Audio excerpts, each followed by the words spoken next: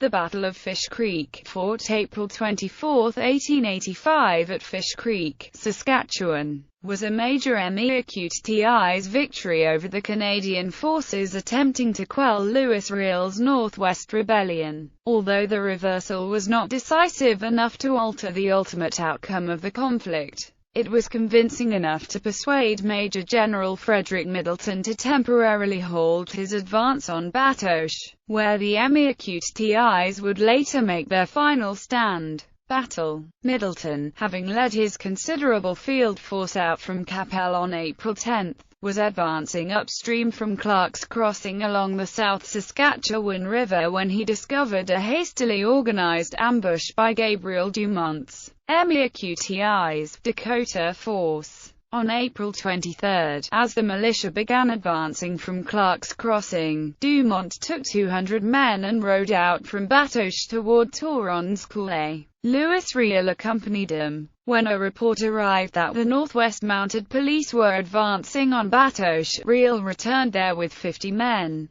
Dumont stationed most of his men in the Coulee, where they set to work digging rifle pits. The militia would cross the Coulee the next day, and it was then that the concealed men in the rifle pits would ambush them. Dumont took a smaller party of 20 horsemen forward of the Coulee. Their task was to seal the exit when the ambush was sprung. "I want to treat them like buffaloes," Dumont said of Middleton's men. Dumont and his 20 men hid in a poplar bluff. There were not yet any leaves, however. On the morning of April 24, before the infantry could cross the Coulee, a Canadian cavalryman of Bolton's scouts spotted the MEAQTI's horsemen. Dumont's MEAQTI's and Bolton's force then opened fire on each other. The scouts dismounted and began firing into the Coulee, and the main body of Canadian infantry advanced to the coulee's edge. The MEAQTIs pounded Middleton's men with one devastating fusillade before withdrawing into cover and restricting themselves to sniper fire in order to conserve ammunition. With half of his force on the opposite side of the river, Middleton was unable to bring his full numerical superiority to bear. One of his artillery batteries opened fire on the MEAQTIs to little effect. Although well-fired cannonades did succeed in driving away Dumont's Cree allies before their weight could be added to the battle. Strung out along the coulee's edge, silhouetted against the sky, the militia fired the vast amount of ammunition at their enemies, succeeding mostly in showering tree branches across the ravine. But where the artillerymen pushed their guns to the coulee's edge to try to fire down at the concealed enemy, they suffered heavy casualties.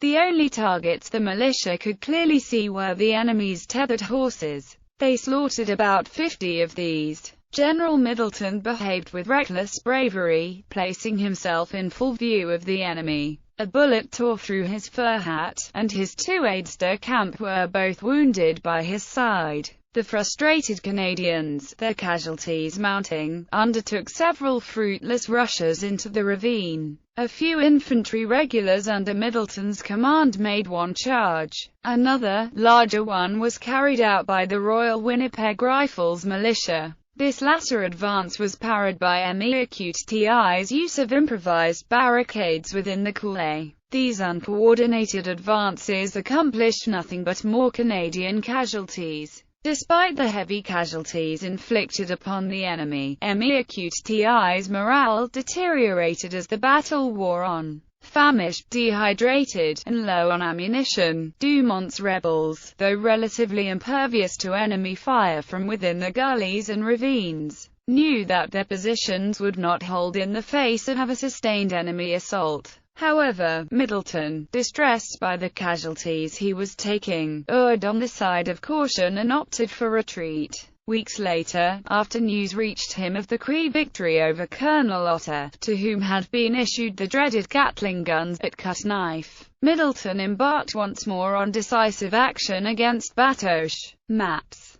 Military battlefield map of Fish Creek. Military map of Fish Creek View 1. Military map of Fish Creek View 2. Military map of Fish Creek Rifle Pits. Legacy. Northwest Rebellion, Fish Creek. While General Middleton was moving to capture Batoche, his forces were attacked on 24 April 1885 by the half-breeds under Gabriel Dumont from concealed rifle pits near the mouth of Fish Creek. The rebels were defeated and driven from the field. Erected 1933, National Historic Sites and Monuments Board. The site of the battle was designated a National Historic Site of Canada in 1923. In the spring of 2008, Tourism, Parks, Culture and Sport Minister Christine Tell proclaimed in Duck Lake that the 125th commemoration, in 2010, of the 1885 Northwest Resistance is an excellent opportunity to tell the story of the Prairie Emeacuteis and First Nations people's struggle with